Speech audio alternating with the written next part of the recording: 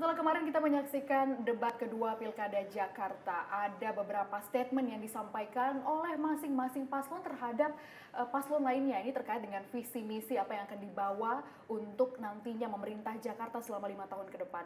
Kurang dari 1 bulan ya teman-teman, kita akan nantinya mengikuti Pilkada Jakarta 27 November mendatang. Lalu apa yang bisa ditarik dari hasil pilkada, maksud saya dari hasil debat pilkada kemarin?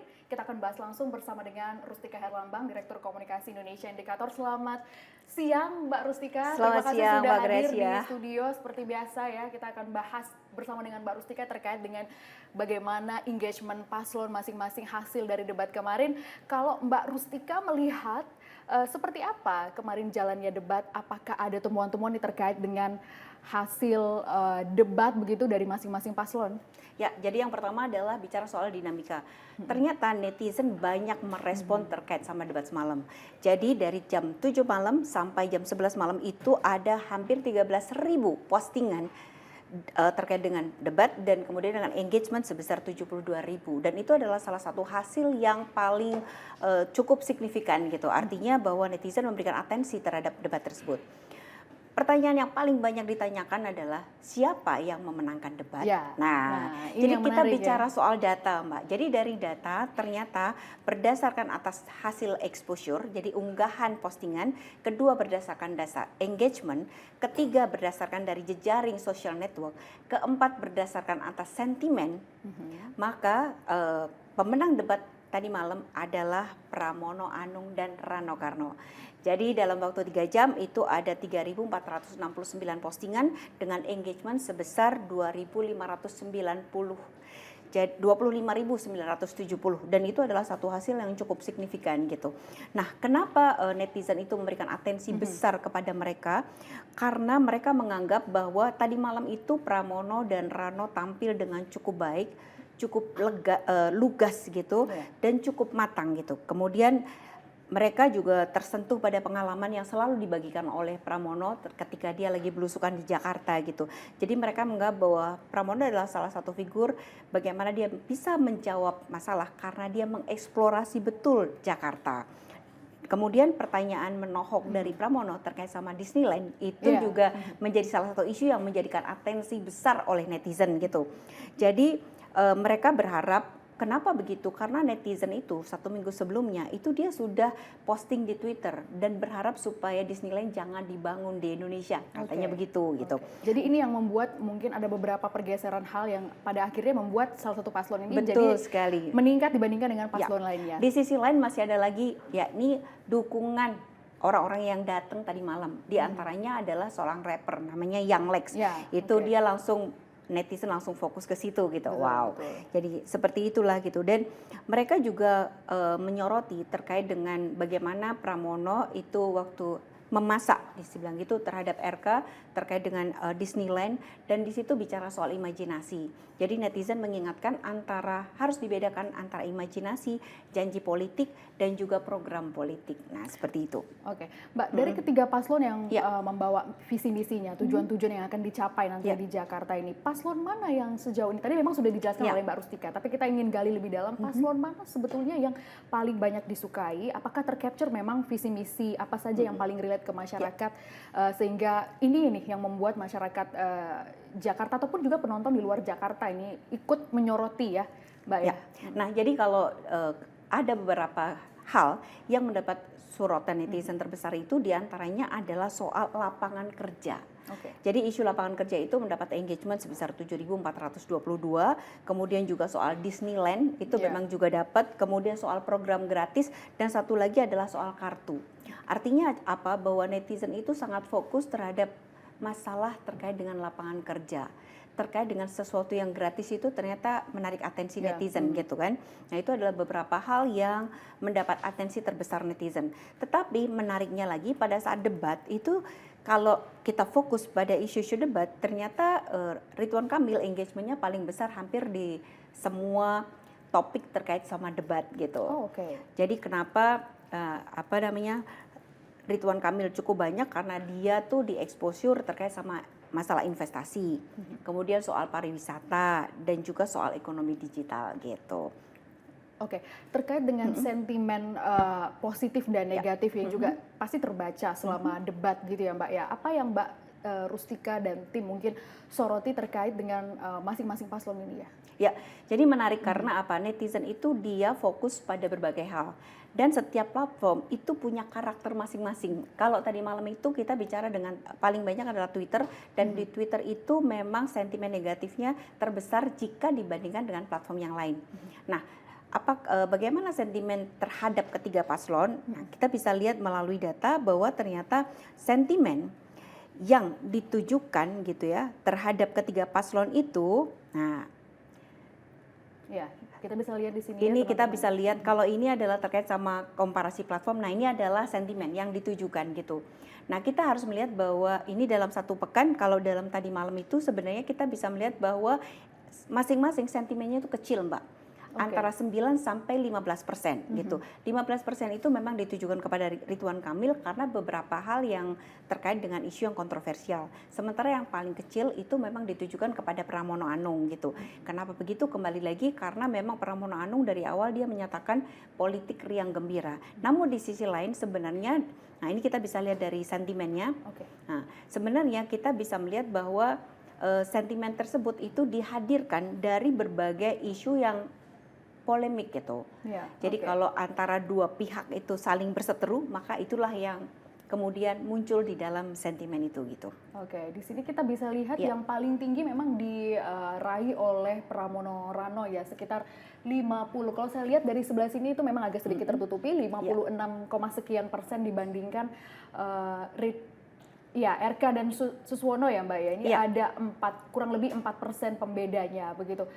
Mungkin apakah selain daripada hal-hal tadi yang disampaikan ada yang bersifat kontroversial, ada hal-hal lain yang mungkin perlu kita soroti terkait ini Mbak? Ada, yakni terkait sama dinamika yang terjadi pada saat Pilkada DKI. Jadi betapa yang namanya netizen itu mudah sekali berubah. Karena situasi atau persepsi yang mereka dengar terkait dengan berbagai informasi gitu. Apa salah satunya? Misalnya memang ada perubahan yang paling terlihat itu adalah soal Disneyland dan juga soal janda. Yang sempat ramai ini betul masalah sekali. Ketika Suswono mengatakan terkait dengan janda yang harus betul. Ya, teman-teman pasti sudah mendengarkan sendiri dari debat ya. Nah, jadi itulah situasinya gitu.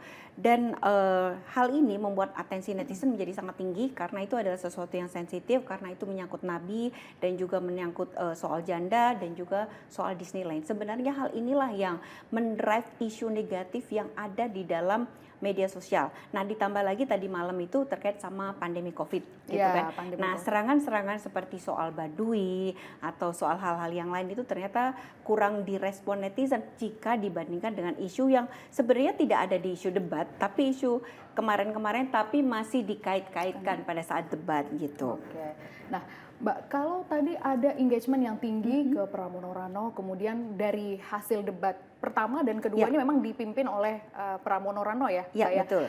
Ini akan sejalan dan linear nantinya dengan elektabilitas atau kedepannya seperti apa melihat dari engagement yang sudah dihasilkan dari mungkin kampanye selama ini, dari sosial media secara langsung kepada masyarakat, atensi masyarakat. Nah, jadi sebenarnya kita bisa melihat bahwa sebenarnya atensi netizen itu seperti apa.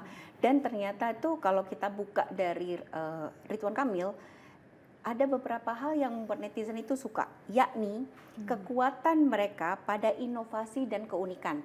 Yang pertama adalah penggunaan slide yang semuanya berbasis pakai AI, yang benar-benar membuat netizen itu langsung appreciate, wow, ini adalah figur yang kita sukai karena anak muda gitu ya, dan sangat inovatif. Dan yang kedua adalah terkait sama penggunaan pantun. Nah, dua hal ini menjadi pembeda yang membuat kenapa Ridwan Kamil selama ini tuh sangat disukai oleh anak muda gitu. Nah, kemudian juga soal makan gratis itu juga menjadi satu hal yang disukai oleh netizen juga gitu. Nah, kalau tadi terkait sama kira-kira siapa saja dan bagaimana dinamikanya itu sangat dinamis sekali. Kita bisa melihat bahwa ternyata sebenarnya Ridwan Kamil kalau kita lihat based on media sosial, dia berhasil untuk meraih hampir milenial sama Gen Z itu suka sama dia karena memang dia dari awal sudah aktif di media dan di media sosial. Dia tahu betul apa yang disukai oleh netizen gitu. Nah, sementara sementara itu di kelompok lain itu ada Pramono Rano yang dia ingin berusaha untuk bagaimana kita bisa meraih Gen Z tersebut dengan berbagai cara yang kita lihat mereka berdua sudah mulai menurunkan tensinya dan menurunkan bagaimana dia bisa mendekati ke kelompok-kelompok ini. Dan di sisi lain kita melihat bahwa ruang apa lagi yang masih kosong, dan ruang itu adalah ruang Abah yang dia menjadi pertarungan antara ketiga kubu. Di sini saya melihat bahwa kelompoknya Dharmakun dia berusaha untuk mencari atensi dari kelompok-kelompok Anies itu gitu. Nah, itulah dinamika yang terjadi dalam seminggu terakhir gitu. Jadi kalau kita lihat gimana ya nanti siapa yang akan menang, sangat dinamis sekali. Tapi bahwa antara kubu Pramono Anung dengan Ridwan Kamil Suswono itu sangat ketat sekali kalau di media sosial gitu.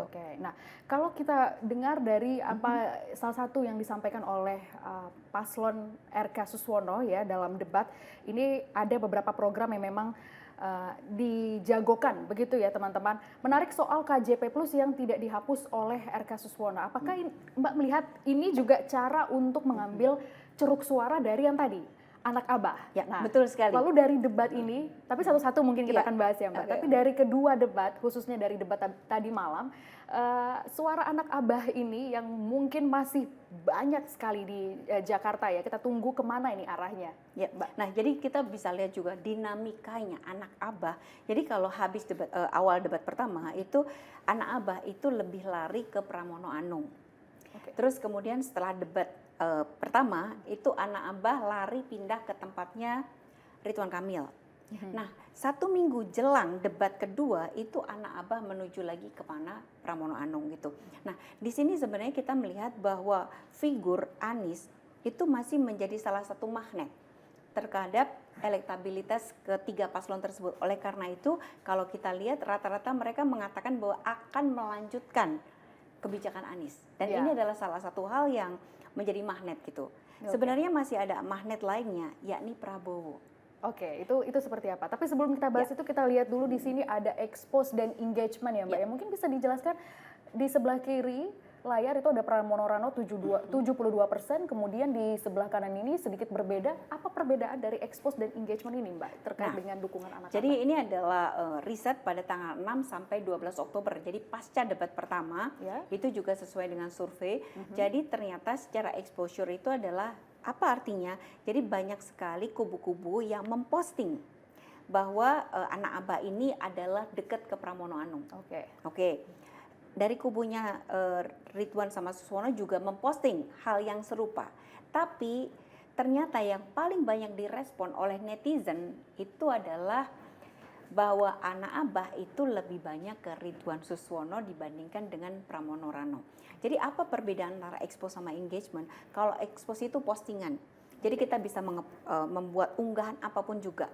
Tapi unggahan kita itu belum tentu direspon sama netizen.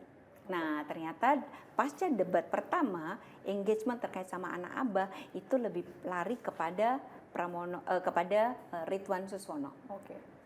Oke, ini teman-teman bisa lihat di sini ditunjukkan ya di layar ya kemana arah dukungan anak Abah. Lalu tadi ada faktor kedua ya, Mbak Tika, yang juga bisa membuat suara ini bisa bergeser ya antara ke Pramono Rano atau juga ke RK Suswono. Faktor kedua adalah soal Prabowo. Ini seperti apa, Mbak? Nah, jadi sebenarnya pilkada tahun ini itu adalah salah satu pilkada yang berada pada peralihan kekuasaan antara Presiden Jokowi dan juga Presiden Prabowo. Di tengah-tengah ini tentu suara presiden baru itu menjadi salah satu hal yang menjadi magnet baru buat para kandidat. Dan kalau kita lihat debat tadi malam itu terlihat bahwa antara terutama Ridwan Kamil, dia selalu membawa Prabowo, bahwa mereka akan meneruskan program Prabowo. Sementara itu juga Pramono Rano pun juga mengatakan bahwa mereka juga akan melanjutkan program-program Prabowo dengan nambahin sarapan gratis. Nah, itu adalah menunjukkan bahwa ternyata Prabowo menjadi salah satu magnet saat ini gitu. Karena itu juga yang membuat waktu Pilpres ya, beberapa program-program yang pada akhirnya membuat Prabowo menang. Jadi sepertinya akan menggali ceruk suara ini untuk bisa saya tetap linear dengan program-program dan bahkan sebenarnya strategi komunikasi pilkada pun sebenarnya saya melihatnya lebih pada situasi pada pilpres kemarin gitu. Jadi bagaimana politik yang lebih menyenangkan, politik yang riang gembira, politik dalam tanda petik sebenarnya dalam tanda petik ya tanpa konflik seperti itu ya. Itu ternyata banyak diikuti oleh ketiga paslon tersebut gitu. Jadi kalau menyerang tuh menyerangnya tuh halus gitu ya. Oke. Jadi lebih kepada kolaborasi sepertinya ya. Jadi Ya, secara tidak langsung, jadi betul. tidak langsung opresif menyerang. Mungkin itu yang juga akan dilihat oleh netizen. Apakah betul ya, Mbak? Betul sekali, dan itu juga terlihat bagaimana pilkada tahun ini itu juga banyak diramaikan oleh TikTok. Jadi walaupun secara postingan TikTok itu kecil, tapi ternyata engagementnya terbesar kedua setelah Instagram. Kenapa Instagram? Karena Instagram itu lebih banyak menuliskan atau menginformasikan terkait sama berbagai aktivitas dan juga berbagai program para kandidat tersebut yang kemudian direspon sama netizen. Nah, menariknya kalau kita bicara soal Instagram dan Pilgub DKI, itu hanya 2% aja sentimen negatifnya. Kenapa? Karena mereka rata-rata netral dan menunjukkan apresiasi atau berbagai aktivitas yang dilakukan oleh ketiga kandidat tersebut gitu. Jadi isu negatif yang misalnya tadi ada di Twitter sangat kencang itu tidak banyak dituliskan atau direspon oleh netizen di Instagram. Dan itu sebenarnya adalah salah satu hal yang menarik bagaimana Instagram itu bisa mengambil alih terkait dengan agenda media dan media sosial gitu.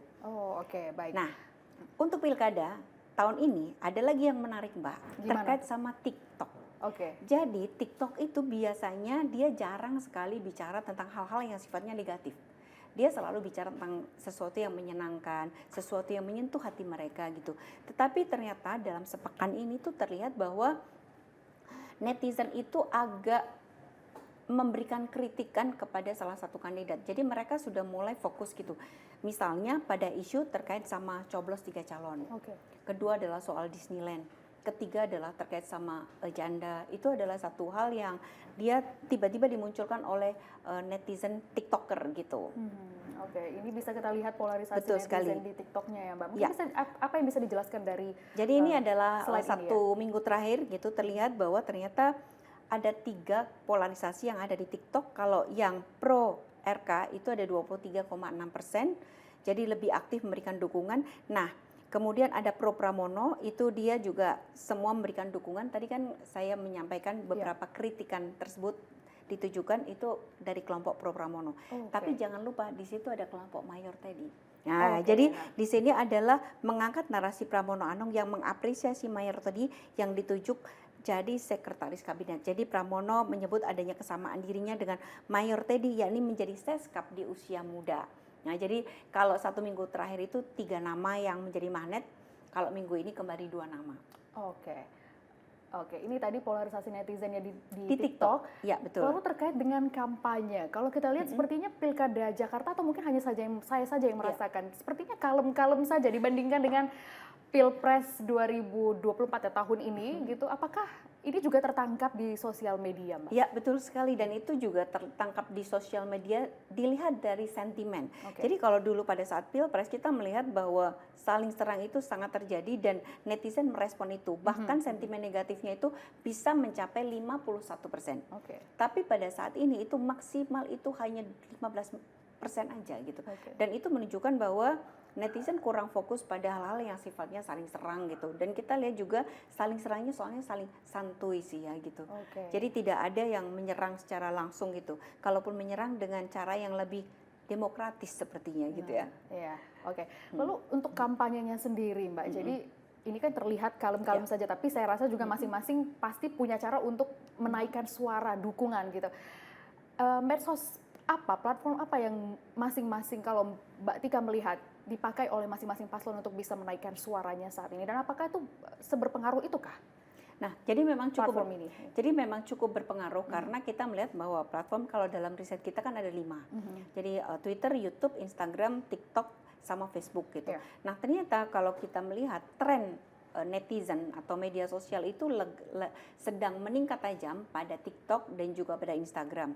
Twitter adalah salah satu platform yang paling banyak menjadi salah satu tempat untuk menyalurkan unggahan itu pasti di Twitter. Karena apa? Twitter itu setiap kali ada informasi atau segala peristiwa langsung direspon di Twitter gitu. Nah, kemudian tetapi sayangnya gitu ya, postingan di Twitter itu tidak banyak direspons dibandingkan dengan postingan di Instagram maupun postingan di TikTok gitu. Dan kalau kita melihat bahwa ternyata TikTok adalah salah satu platform yang menjadi salah satu the rising star sekarang gitu. Pada saat kita Pilpres kemarin, TikTok lah yang dia cukup mendominasi dibandingkan dengan platform lainnya selain TikTok, Instagram. Okay. Nah, tetapi pada saat Pilgub DKI ini ternyata Instagram masih mendominasi. Apa bedanya? Jadi kalau Instagram itu bicara soal informasi. Jadi informasi terkait dengan berbagai situasi, janji kampanye itu semua paling banyak di Instagram. Sementara TikTok dia lebih banyak merespon apa yang disampaikan oleh para kandidat gitu. Dan kemudian sesuatu yang menarik perhatian mereka maka itu akan diangkat oleh netizen. Jadi ada TikTok perbedaan dibandingkan Pilpres ya Mbak ya. Iya. Kalau Pilpres kita melihat lebih banyak TikTok engagementnya. Engagement banyak TikTok, postingan juga lebih banyak di TikTok. Sekali. Sekarang bergeser ke Instagram ya. Oke. Baik, ini tadi terkait dengan kampanye lalu strategi masing-masing paslon itu untuk membawa diri ke masyarakat. Kita akan bahas ke yang lain sedikit ya Mbak ya. Ini terkait dengan masing-masing paslon kan juga sempat menyinggung pencapaian di wilayah yang pernah mereka pimpin. Apakah juga tercapture di sosial media? Bagaimana ini sebenarnya netizen melihat hasil kerja masing-masing, kemudian dari debat kemarin menentukan saya akan memilih paslon A kemudian paslon B. Apakah itu juga tertangkap di? Nah, sebenarnya semalam itu sudah terlihat kalau kita bisa buka juga dari data ya. Jadi di data itu terlihat bahwa di antara beberapa isu dalam debat kemarin itu kira-kira isu apa sih gitu? Apakah dapat atensi atau enggak? Ternyata netizen juga memberikan atensi terhadap program-program mereka. Gitu. Walaupun secara engagement sesuatu yang seksi itu lebih menarik buat netizen gitu. Oke. Itu yang bagian mana Mbak? Itu adalah terkait sama tadi yang lapangan kerja itu ya. Lapangan kerja. Terus kemudian soal hal-hal yang gratis. Itu adalah sesuatu yang menarik hati netizen gitu. Dan kita lihat bahwa ketiga paslon itu memberikan hal yang gratis, internet gratis, makan gratis, sarapan gratis gitu. Itu adalah salah satu isu yang cukup besar gitu. Nah, sementara kalau perbincangan ekonomi kemarin itu emang perbincangan terkait sama ekonomi digital itu cukup banyak gitu. Dan di situ juga kenapa cukup banyak karena memang masing-masing itu memberikan tawaran baru gitu. Dan juga dari Dharmakun dia bicara soal pokoknya segala sesuatu bisa diselesaikan dengan ekonomi adab dan juga blockchain misalnya gitu kan. Nah, itu netizen banyak merespon hal-hal yang seperti itu. Jadi ada sesuatu yang baru, yang unik. Netizen langsung mengangkat hal tersebut gitu. Oke. Ini paslon yang mungkin dari tadi kita bahas soal Pramono Rano, RK Suswono yang juga harus masuk dalam atensi biar fair, biar adil adalah Dharma Pongrekun dan Kun Wardana begitu. Pasangan independen yang juga memang harus kita perhatikan juga ya. Tadi ada beberapa yang sudah Mbak Rustika tunjukkan di chart begitu. Tidak terlalu banyak engagement atau atensi yang diberikan oleh masyarakat. Apakah itu benar? Lalu apa yang membuat ini? Apa karena tadi dari calon independen tidak punya partai tertentu, jadi mereka juga harus bekerja lebih keras begitu ya? Ya, itu betul sekali dan itu juga diakui oleh Kun bahwa mereka harus bekerja lebih keras karena kaitan sama medsos itu adalah bagaimana dia juga bisa merangkul gitu. Dan kenapa RK cukup tinggi karena dia sudah cukup lama bermain di medsos gitu. Sementara Dharmakun itu mereka adalah masih baru dan itu mereka sangat tergopoh-gopoh sekali gitu. Mereka mengatakan seperti itu dan netizen juga kurang banyak memberikan atensi kepada mereka gitu. Jadi perbincangan Dharmakun itu kemarin pada saat debat itu lebih banyak di-drive oleh akun-akun berita atau informasi lengkap mengenai penyelenggaraan Pilgub dibandingkan dengan program-program dia sendiri gitu. Nah, pernyataan Dharma ataupun Kun itu masih kurang banyak diatensi oleh netizen gitu. Karena dibandingkan sama isu-isu lainnya yang lebih ramai gitu ya. Tapi ada beberapa program yang mendapatkan atensi netizen dan dibicarakan oleh netizen itu adalah kalau di situ bicaranya getuk tular adab, tapi sebenarnya yang betul adalah ketok tular adab itu gitu. Bisa dijelaskan Mbak Tika itu? Jadi sebenarnya setiap kali ada isu terkait sama ekonomi kan selalu dikatakan bahwa problem dan solusinya tuh ada di ketok tular adab gitu kan. Nah, itu menjadi atensi netizen karena ini adalah istilah yang baru dan kemudian netizen itu mengira itu maksudnya apa gitu. Nah, kemudian yang kedua adalah soal batas usia kerja. Jadi masalah lapangan kerja kan memang menjadi atensi netizen. Jadi Kun berusaha untuk mengangkat isu terkait sama lapangan kerja dan kemudian dia bicara soal batas usia kerja. Kemudian juga soal BPJS. Iya, Nah, BPJS kesehatan itu akan terus, dan yang lagi rame lagi diantaranya adalah soal daun katuk. Nah, ini beberapa hal yang mungkin memang harus disoroti oleh Betul sekali. paslonnya Dharma Pongrekun dan Kurung-Wardana ya. Ya. Jadi memang secara engagement juga tadi turun karena Ya. mereka harus punya PR ya, punya Ya, PR betul. yang cukup keras ini, Ya. cukup besar untuk bisa menaikkan nama. Ya, jadi Mbak, kalaupun engagementnya Dharma Kun itu mencapai 18.685, sebenarnya yang pertama dia dikaitkan dengan informasi yang dari media. Jadi informasi itu. Kedua adalah setiap kali bicara Dharma Kun itu seringkali dikaitkan dengan Ridwan Kamil dan Suswono. Kayaknya itu dari debat 1 masih berlanjut di debat 2 gitu. Saling serang gitu. Jadi saling menyerang gitu. Jadi kalau pada debat pertama itu kan mengingatkan soal COVID yang kemudian menjadilah isu besar di netizen terkait sama statement Dharma Kun terkait dengan konspirasi COVID lah semacam itu. Nah, di yang kedua itu juga sama gitu. Jadi bagaimana Dharma Kun mengingatkan lagi bahwa pada saat COVID Jabar itu adalah menjadi daerah yang paling miskin gitu. Yang kemudian diklarifikasi oleh Ridwan Kamil gitu. Jadi netizen masih merasa bahwa ini antara dua pihak ini masih belum move on gitu. Ya, Tapi seberapa besar Mbak Tika melihat potensi dari paslon Dharma Pongrekun ini, Kun-Wardana, untuk bisa menaikkan elektabilitas ya, menyaingi dua paslon yang saya bisa bilang katakan ini sudah raksasa ya dalam tanda kutip.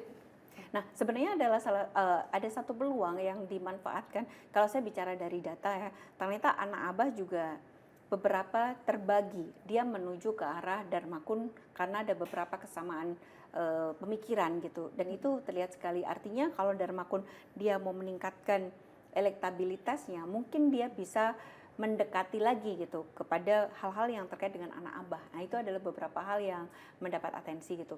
Selain itu juga pendekatan-pendekatan pada anak muda gitu ya, terkait sama BPJS, terkait sama internet gratis, itu adalah hal yang perlu bisa diangkat. Selain itu juga dia bisa mengangkat juga soal Gen Z dan milenial. Jadi kenapa netizen agak fokus sama Ridwan Kamil? Karena dia mau kasih rumah di atas Tanah Abang gitu untuk Gen Z. Jadi dia langsung menyebut langsung untuk Gen Z gitu. Terus kemudian juga mengajak Gen Z untuk mendatangi lansia dan sebagainya. Jadi dia merangkul kelompok-kelompok Gen Z dan milenial. Gen Z itu adalah salah satu kelompok yang masih sangat bisa dideketin gitu. Karena apa? Karena mereka tuh sangat mudah sekali dipengaruhi oleh berbagai informasi yang mereka lihat dan mereka dengar dengan media sosial. Artinya kalau Dharma Kun mau meningkatkan, dia bisa lebih fokus ke media dan media sosial, dan dia juga mendekati pada kelompok terutama Gen Z sama milenial.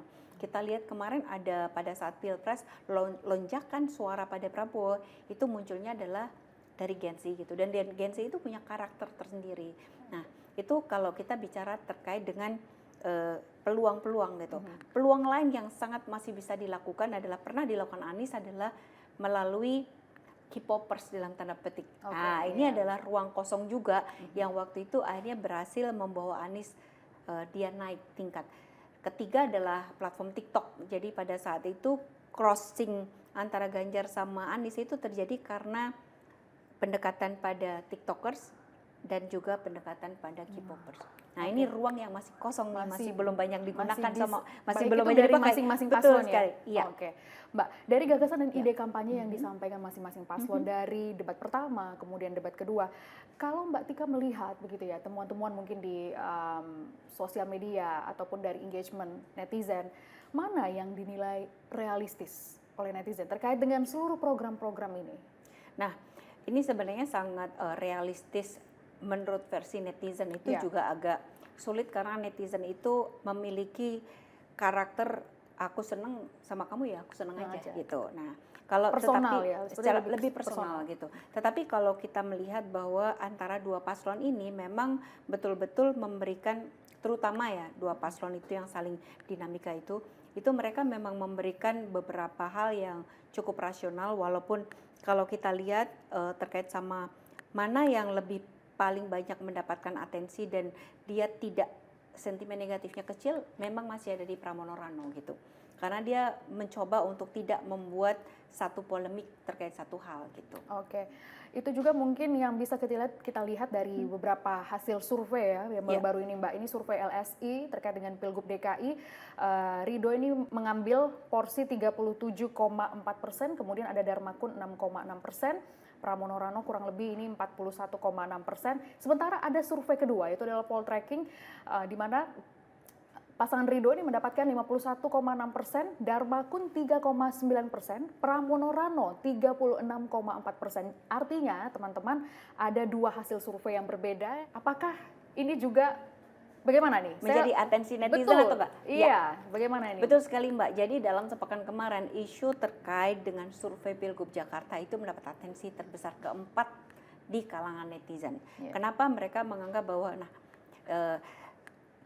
ini kita harus percaya sama yang mana gitu. Tetapi di sisi lain kita melihat bahwa survei itu adalah salah satu cara untuk bisa meningkatkan dalam tanda petik keterkenalan kita kepada para pemilih. Dengan selama ini survei selalu dipakai sebagai salah satu alat atau tools untuk meningkatkan daya tarik gitu kepada netizen. Nah, dalam isu kemarin itu ternyata dua pihak ini, bahkan tiga pihak.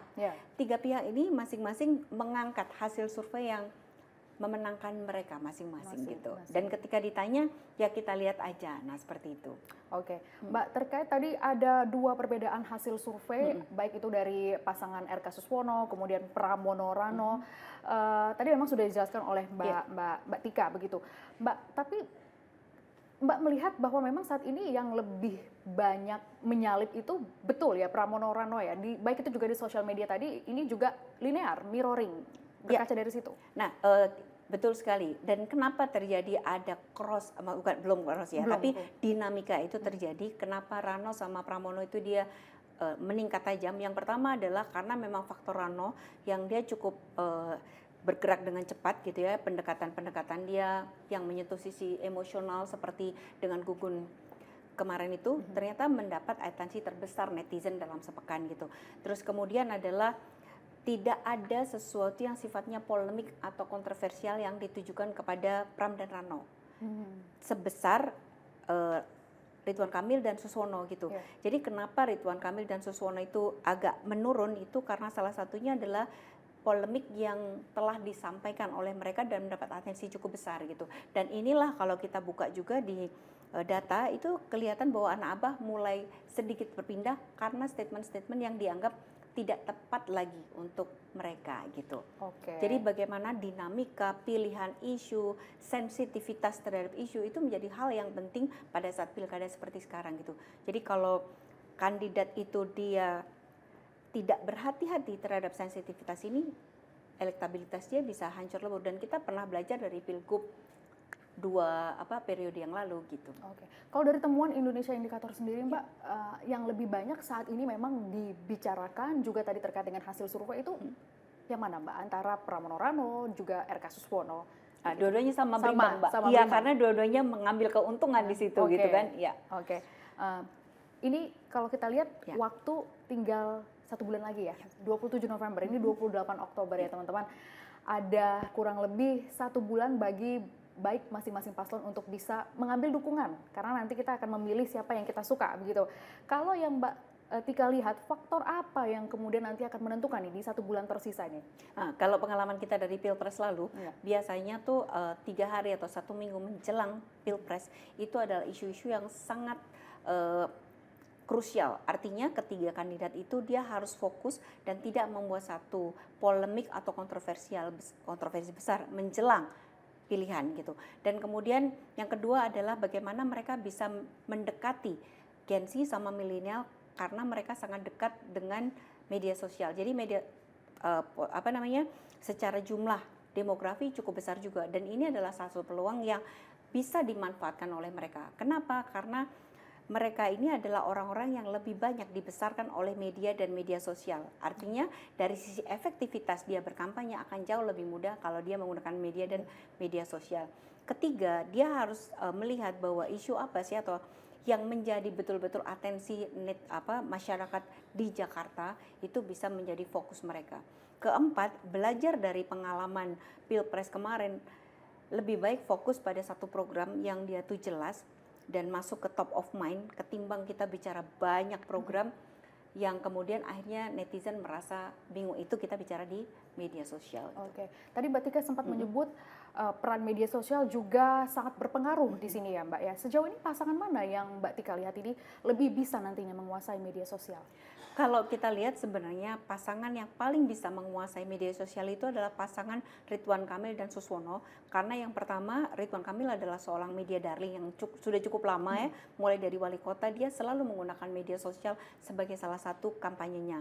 Dan kemudian Suswono itu adalah dari tim PKS. PKS itu adalah salah satu kelompok yang dia sangat militan, terutama di media sosial Twitter. Jadi kalau secara media sosial memang perpaduan antara Ridwan Kamil yang dia banyak bermain di Instagram terutama, itu akan lebih bisa berpadu dengan kelompok dari PKS yang dia fokusnya terutama di Twitter.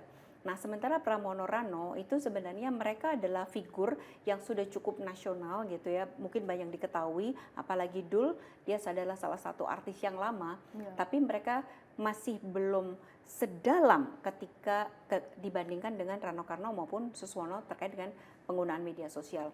Tetapi kita melihat bahwa ada potensi antara Pramono Rano itu harus dia lebih banyak fokus untuk coba kampanye selain di lapangan juga di media sosial gitu. Oke, walaupun tadi saat ini yang paling banyak menguasai engagement ada di pasangan Pramono Rano, Betul tapi sekali. karena media sosial ini juga masih sangat dinamis dan juga dalam tanda kutip berperang begitu ya Mbak ya. Jangan lupa selalu ada momentum gitu. Ya, Jadi momentum ini yang momentum itulah mengangkat ya. sebenarnya yang mengangkat Pramono Rano dalam satu pekan ini gitu. Oke, walaupun RK ini sangat berpotensi ya Mbak ya Betul untuk sekali. menguasai media sosial Ya. karena tadi sempat disebut adalah media darling, Betul. begitu ya. Nah sebenarnya kalau kita bisa lihat dari data dalam 1 bulan terakhir itu dari engagement kelihatan bagaimana dinamika antara ketiga paslon tersebut gitu. Oke. Jadi dalam 1 bulan itu ada datanya. Nah itu antara Pramono dan Rano. Jadi awalnya tuh Pramono dan Ridwan Kamil itu awalnya tuh sangat dinamikanya tuh lebih dikuasai oleh Ridwan Kamil. Tapi belakangan tiba-tiba Pramono Rano langsung meningkat tajam. Tadi malam saja Mbak, dari jam 7 sampai jam 8 dikuasai oleh Pramono Rano. Tapi jam 9 ke jam 11 itu dikuasai oleh Ridwan Kamil. Nah, itulah situasi yang terjadi di media dan di media sosial. Sangat dinamis sekali. Yang terbaru berarti ini adalah tetap lagi balik ke Pramono Rano. Sampai tadi pagi gitu ya, sampai tadi pagi itu adalah masih di Pramono Rano. Nah, ini kan situasi yang sangat dinamis sekali gitu. Betul, jadi masih sangat kejar-kejaran ya Mbak Sangat ya. kejar-kejaran gitu. Oke, begitu. Oke, baik. Nah, Mbak, itu tadi soal media sosial, engagement. Lalu dalam 1 bulan terakhir ini apa-apa saja yang mungkin berbahaya bagi masing-masing paslon untuk tidak perlu dilakukan? Nah, yang pertama adalah jangan membuat isu-isu yang dia berpotensi untuk menarik politik identitas. Oke. Ya, ternyata kalau kita lihat di respons netizen terhadap hal-hal yang dia akan mengajak ke arah isu politik identitas itu sangat sensitif itu. Jadi yang pertama dan paling penting itu. Selain itu dengan tidak menggunakan politik identitas itu juga menjaga demokrasi kita tetap berjalan dengan sehat gitu. Oke. Baik, terima kasih Mbak Rustika. Tadi kita sudah bahas cukup banyak ya terkait dengan bagaimana hasil engagement netizen di debat pertama kita kulik tadi memang, tapi paling banyak di debat kedua. Ini yang perlu juga diperhatikan oleh masing-masing paslon dan yang pastinya menarik untuk dibahas terkait bagaimana tadi perang antara dua paslon ini yang paling banyak disorot oleh netizen. Terima kasih teman-teman sudah menyaksikan program spesial engagement masing-masing paslon. Tentunya kita menunggu debat ketiga yang nantinya akan hadir pada tanggal 17 November. Gracia Ben dan Rustika Herlambang pamit, sampai jumpa. Salam SCTV.